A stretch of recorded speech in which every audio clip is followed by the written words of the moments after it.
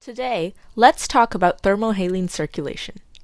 Thermo means heat, and haline means salt, so thermohaline circulation is circulation driven by heat and salinity. But what exactly is circulating? The answer to that is our oceans. Our oceans don't stay still. In fact, they are always moving.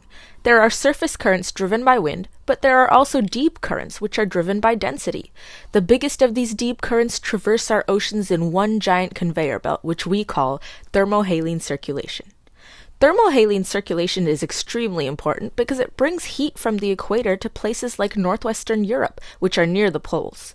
One section of this global conveyor belt, the Gulf Stream, begins in the Gulf of Mexico near the equator, where heat from the sun warms the water and causes some to evaporate. This leaves salt behind. Now we have warm, salty water heading towards the coasts of Europe. The Gulf Stream reaches the coasts of northwestern Europe and releases all its heat, and then continues flowing between Greenland and Iceland.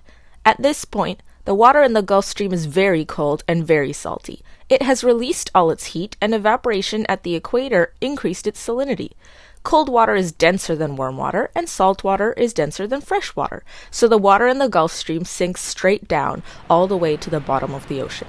It is this giant underwater waterfall, more than 100 times the volume of the Amazon River, that along with some others, drives the global conveyor belt.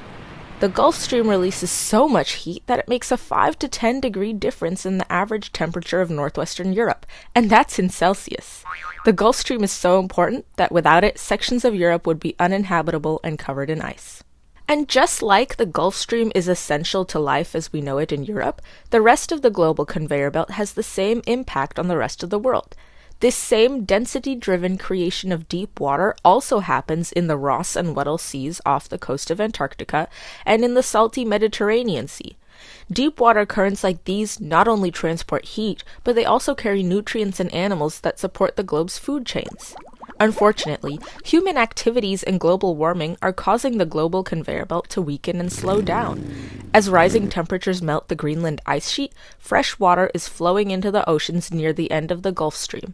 This water mixes with the Gulf Stream's cold, salty water and lessens its density so it cannot sink and drive the rest of the conveyor belt. In the past, completely stopping the global conveyor belt plunged our planet into a 1,000-year-long ice age. I hope you enjoyed that lesson on thermohaline circulation and the global conveyor belt. Next time you think about global warming and its effects, don't forget our oceans.